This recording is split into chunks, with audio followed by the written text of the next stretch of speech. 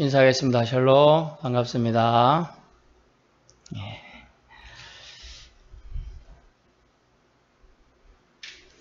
우리 사람들은 관계성 속에서 삶을 살아갑니다. 아무리 멋진 인물이 있더라도 그것도 다른 누군가와의 관계성 속에서 빛이 나는 것입니다. 혼자 무인도에 있다고 생각해 보세요. 도대체 무슨 가치가 있을까요? 자기가 아무리 혼자 무인도에서 탁구를 잘 친다 해도 상관이 없고, 농구를 잘한다고 해도 상관이 없고, 배구를 잘한다고 해도 아무 상관이 없습니다. 상대방과의 관계 속에서 그것은 가치가 발휘되기 때문이죠.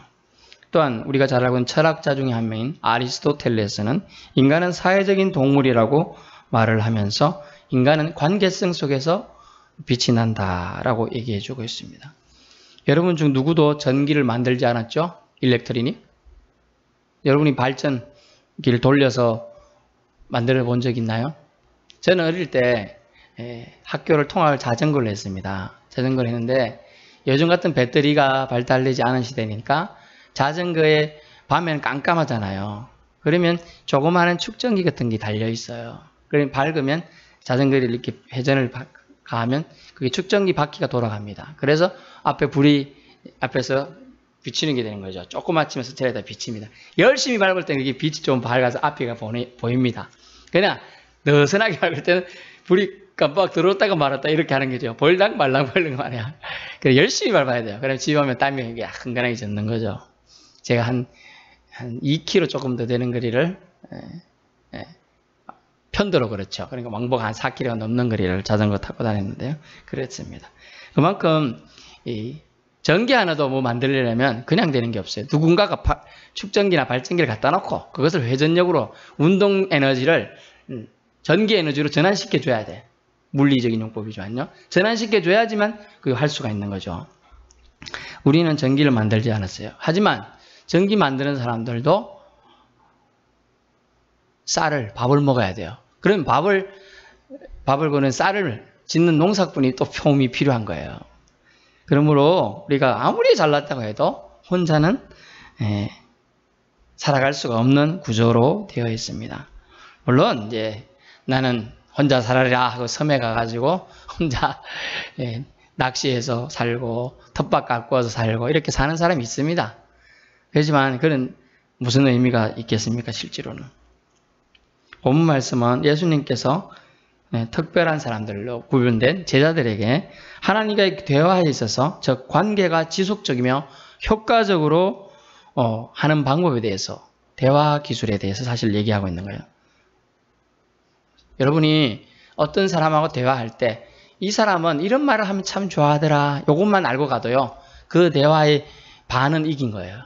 이겼다는 보는 좀 그렇지만 그 사람을 설득할 수 있다. 이렇게. 설득의 심리학이라는 책이 있거든요. 한때 유행했는데 누군가를 자기가 말하는 의도를 관철시켜서 그 사람에게 행동을 부여하고 이끌려고 하면 이 설득이 되게 중요한 겁니다.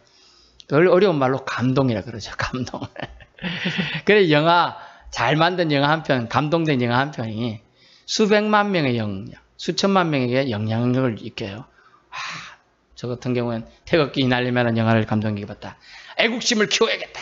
막 이런 마음이 막 생겨요. 그거 보고 나면 우리나라의 통일을 방해한 놈들 렌즈 두고 보자. 막 이런 마음이 생기는 거죠. 그걸 감동의 터치가 와서 그래요. 마음에 변화가 일어나게 했죠. 하나의 영화 한 작품이지만 그렇다는 거예요. 사실 그 가치는 그런 가치는 돈으로 매길 수가 없죠. 우리나라가 현대기아가 자동차를 수출한다 해도 그런 좋은 영화 한 편이 E.T. 영화 한 편을 따라갈 수가 없어요. 수천만 대 팔아도. 그만한 가치가 부여되는 겁니다. 오늘 우리 말씀을 통해 짧지만은 오늘 말씀의 제목은 예수님 이름으로 기도하기예요. 우리가 기도하고 대화함에 있어서 하나님과의 대화, 하나님과의 기도는 엄청나게 중요한데 특히 크리스찬에게서는 목숨과도 같은 거예요. 목숨이라는 뜻을 왜 쓰는지 제가 생명 안 하고 목숨이라고 그랬어요. 왜? 목을 이렇게 눌러보세요. 그럼 숨이 막혀요. 빨리 눌러보세요. 목을 눌러보세요. 자살하는 뜻은 아니고요. 목을 누르면 숨이 막혀요. 그게 목숨인 거예요. 목이 숨이 막혀요. 자, 이 목숨이 누구에게 달리느냐? 영적인 목숨은 우리에게 달린 것 같지 않아요. 생각하기는. 우리에게 이 목숨의 가치를 알려준 예수님께서는 우리가 이 목숨에 걸려있는 기도를 어떤 식으로 해야 하는 것을 오늘 알려주고 있습니다. 첫째, 먼저 23절 말씀을 통하여 우리에게 말씀해 주십니다. 23절입니다. 그날엔 너희가 아무것도 내게 묻지 아니하리라. 내가 진실로 너희에게 이르노니 너희가 무엇이든지 아버지께 구하는 것을 내 이름으로 주시리라. 아멘. 첫 번째 우리가 주님을 통하여 얻을 수 있는 것은 무엇이든지 아버지께 구하는 것을 받는다는 거예요. 근데 어떻게 받느냐? 예수님 이름으로 주시겠다는 거예요. 우리가 구하긴 구하는데 신 아무개, 체 아무개가 구한 것을 체 아무개 이름으로, 신 아무개 이름으로 주는 게 아니고 예수님 이름으로 주시겠다는 거예요. 이게 약속입니다. 즉 무슨 말씀이냐? 기도 응답에 권세를 부여해 주겠다. 여러분이 기도하면. 예수님 이름의 권세를 제자에게 부여하신다는 거예요. 준다는 거죠. 성령이 오신 후 신학시대 이후에는요. 예수님은 하나님의 사역을 수행하실 때 예수님 자신의 권능에 의지하지 않았습니다. 오직 하나님 이름의 권세에 의해서 기도하고 구했습니다. 근데 예수님 오신 후에 부활성천 이후에는 예수님의 이름에 그 권세가 부여되었어요. 예전에 하나님의 이름에 예수님께서는 하나님의 이름을 빌어서 권세를 힘입어 기도하고 귀신도 쫓아내고 가르치고 병도 고치고 이런 일을 하셨는데 이제는 예수님이 부활성천하신 이후에는 우리가 예수님의 이름의 권세를 빌어서 할 수 있다는 거예요. 그러므로 예수님 이름의 권세를 우리가 부여받았습니다. 아멘. 예수님 이름의 우리 권세를 우리가 부여받았음을 믿으실 수 있기 바랍니다. 두 번째는 뭐냐면 주님 이름으로 구하면 받는 기쁨을 충만하게 하리라라는 거예요. 24절 보세요. 지금까지는 너희가 내 이름으로 아무것도 구하지 않았다. 그러나 지금은 구하라. 그리하면 받으리니 너희 기쁨이 충만하리라. 아멘. 주님 이름으로 구하면 받는 기쁨이 있을 거라는 거죠. 받는 기쁨이 있다는 거예요. 받는 기쁨이. 하다못해 아빠 내일 친구들이랑 오락실 좀 가게 100원만 했을 때 아빠가 K 그래 아나콩 하면서 100원 줬다면 기뻐요 안 기뻐요? 다 기쁜 겁니다. 여러분 100원의 가치는 모르지만 이제 여러분이 가치 받았는 10,000원이라고 합시다. 10,000원은 아빠가 그냥 흔쾌히 줬다. 기쁘죠? 순간적으로 기분이 조금 좋아져요. 많이는 안 좋을 줄 몰라요. 그러다가 10만 원 줬다, 100만 원 줬다 생각해. 이제 단위가 놀라 입이 커지기 달라져. 뭡니까? 제가 하고자 하는 말은 받는 것은 기쁘다라는 거예요. 받는 것은 기뻐요. 그런데 주님 이름으로 구하면 받는 기쁨을 얻게 된다는 거죠. 주님 이름으로 구하는 거예요. 기쁨을 더하게 해주신다는 거죠. 기도한 것이 응답되는 것은 얼마나 좋은 것입니까? 더운 여름날 여러분이 더 춥겠는데요. 또 힘들게 일을 하고 온 길에 있습니다. 근데 냉수 한 그릇을 누가 지나가는데 어이 너무 덥지? 어이 이리 와봐 하고 그러면 저기서 전달 때 해봤어요. 우리 거기 중학생이나 초등학생 학생 덥지? 아이고 더운데 와서 시원한 물 한 잔 먹고 가 가면 더울 때니까요. 많이 90% 애들이 와서 먹고 가요. 걔들이 입맛에 안 맞을지도 모르지만 일단 와서 시원한 물 차를 마시고 간다는 거죠. 또 거기다가 만약 냉수한 그릇이었어요. 조금 더 수준을 높입니다. 시원한 수박 또는 시원한 아이스크림 막 이랬다면 어떨까요? 서로 좋다고 와서 먹겠죠. 그런 겁니다. 주님의 이름으로 구하여 받는 기쁨은 이런 기쁨이다. 이런 기쁨. 제가 지금 표현력이 부족해서 여러분 안 와닿을지 모르지만 그렇다는 겁니다. 이런 기분을 상상해 보세요. 기쁜 감정이 생겨서 그것이 그 정도서 끝나는 게 아니고 가득 차게 된다는 거예요. 가득 차게. 그걸 충만히 한다는 거예요. 여러분이 여기에 지금 물이 있는데요. 반 정도 차요. 보세요. 여기 물이 반 정도 차 있어요. 충만은 꽉 차 있다는 뜻이에요. 그리고 이렇게 바람을 불어도 넘치는 걸 충만이라 그래요. 넘치는 것. 가득 찰 만이잖아요. 가득 찰 창. 가득 찬다. 비로 부족하지 않게끔 가득 찬다. 그 뜻이 충만인 거예요. 기쁨이 차고 넘쳐가지고 흘러 넘친다는 뜻이죠. 그 뜻이 충만했다는 겁니다. 주님 이름을 우리가 소유하여야 또 구해야 이런 기쁨 우리에게 주어지는 거예요. 주님 이름이 우리에게 없으면 우리 좀 전에 첫 번째 말했던 주님 이름의 권세가 우리에게 부여되어 있는데 그것을 사용하면 이렇다 받는다는 거예요. 사용하면 기쁨이 너에게 넘치게 된다는 거예요. 사용하지 않으면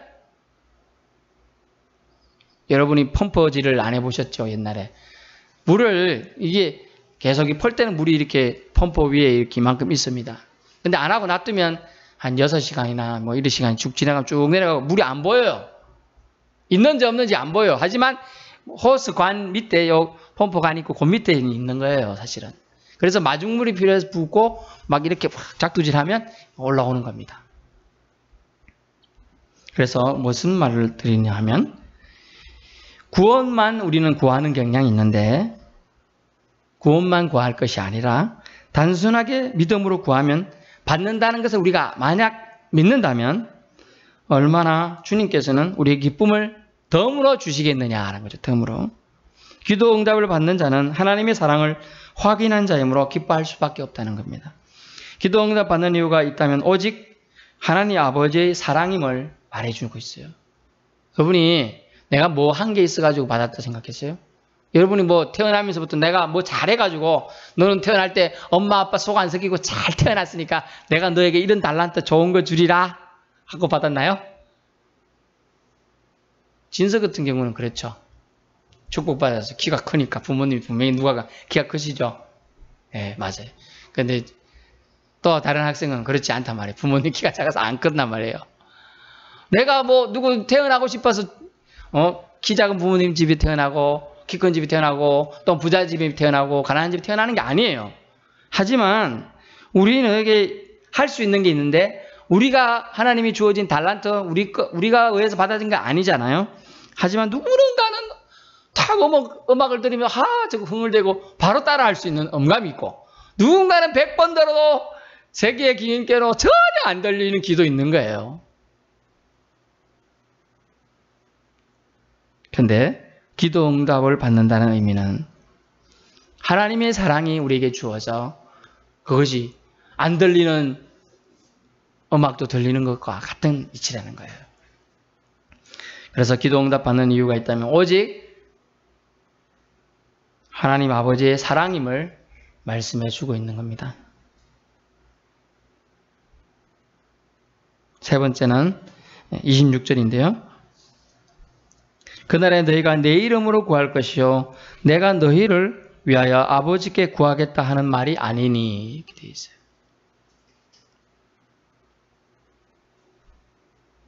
이것은 직접 구해야 한다는 뜻이에요. 직접.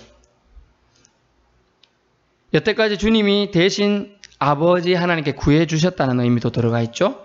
이제는 직접 우리 자신이 여러분 자신이 구할 수 있음을 말하고 구해야 함을 말해주고 있어요. 누구를 통하거나 한 단계 더 거쳐가면 시간도 더 걸리죠.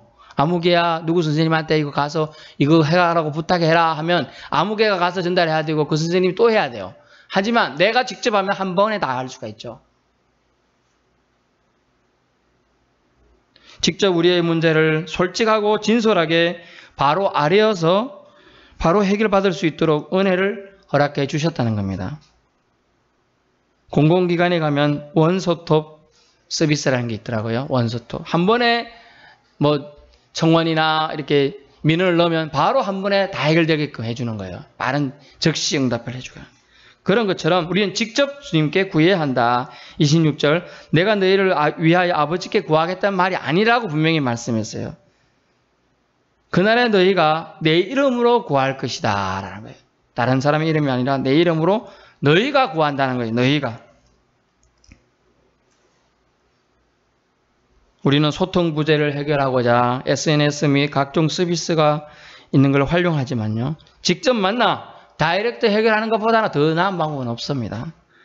시원하고 깔끔한 법이죠. 우리와 하나님과의 관계에 있어서도 이제는 예수님이 열어두신 하나님과의 소통의 방법 그것을 적극적으로 활용해야 된다는 거죠. 사실은 엄격히 활용 갖고는 안 돼요. 그것만 사용해야 돼요. 사실은. 예수님이 하나님과 우리 사이에 열어두신 방법, 십자가의 보혈을 통하여 열어두신 방법, 너희가 직접 구할 수 있다라고 주님 말씀하셨으니까요. 하나님과 소통의 방법을 적극적으로 사용해서 대화함에 있어서, 주님과 대화함에, 주님과 기도함에 있어서 효과적으로 더 나아갈 수 있다는 거죠.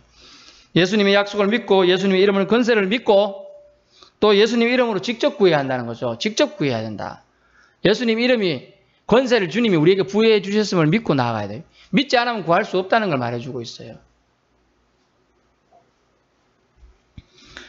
그래서 오늘 예수님 이름으로 우리가 직접 어떻게 구해야 됨을 알 수가 있다는 걸 알 수 있습니다.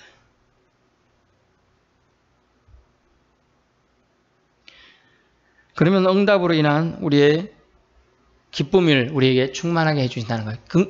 우리가 기도하는 궁극적인 이유가 뭔가요? 기도를 왜 해요? 응답받으려고 하잖아요. 우리의 문제가 있기 때문에 해결하려고 그러는 거죠.